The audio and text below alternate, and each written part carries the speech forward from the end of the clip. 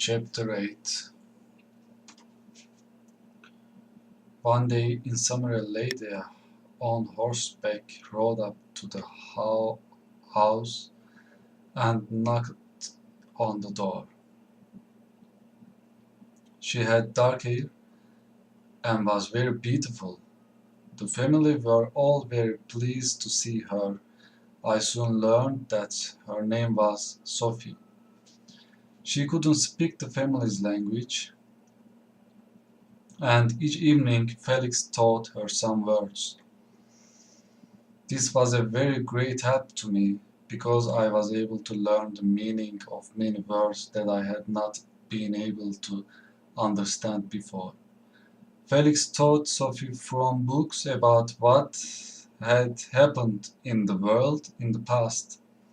So I learned about the Greeks and Romans, and about Christ, and about the first white man in America, and the sad story of the Indians. I couldn't understand why men who knew all about good and evil could hate and kill each other. I learned other things too. I learned that people think it's very important to have money and to come from a good family. I learned of the love between mother and father and child, and I realized that I had no family. The more I learned, the more I taught, and the more unhappy I became. Soon I discovered who Sophie was. The two families had met in France after Sophie and her father arrived there from Turkey, their own country. Sophie's father was put in prison by the French, but Felix and his father had helped him to escape and leave France. When the French discovered this, Felix and his family lost all their lands and money, and had to leave France forever. Now I knew why they were so sad and why they were poor. But that was not all. Sophie and Felix loved each other, and Sophie's father had promised that they could marry. Then, when he learned that Felix had lost all his money, he broke his promise. But Sophie loved Felix very much, so she took some money and escaped from her father to search for Felix. I had learned to love these good people and I could not wait another day to introduce myself. I decided to speak first to the father because he was blind and would not be frightened by my terrible face and body. One day, the three young people went for a walk while the old man rested. When they had gone, I went to the door of the house and knocked on it. The old man told me to enter and to sit down. Thank you, I said. I'm a traveler, and I'm tired and sad. And I'm tired and sad. I have no family or friends. The people that I want to have as my friends have never seen me. If they don't take me into their home, I shall be alone in the world. Don't be so sad, the old man said.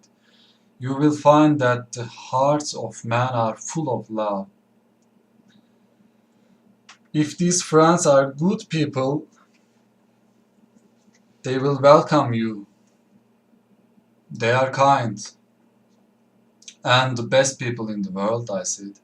But when they met me, they may not see a kind creature who has helped them. Instead, they may see a monster and they will hate me. That mustn't happen, the old man said. My family and I have had our difficult times, and we will help you. You are a very good man, I said, and if you help me, I shall be able to live with my friends and enjoy their love. At that moment I heard the young people returning from their walk. I caught the old man's hand and cried, "Now is the time. Save me and help me. You and your family are the friends that I am talking about." Then the door opened and in came Felix, Sophie, and Agatha. Their faces were filled with horror and fear when they saw me. Agatha fainted, and Sophie ran out of the house. Felix ran forward and pulled me away from his father. He threw me to the ground and hit me again and again with his heavy stick. I didn't lift a hand against him. I didn't want to hurt him or any of them. My heart was heavy, and all hope left me. I ran out of the house and later returned silently to my hut. Nobody saw me. Felix threw me to the ground and hit me again and again with his heavy stick. Felix.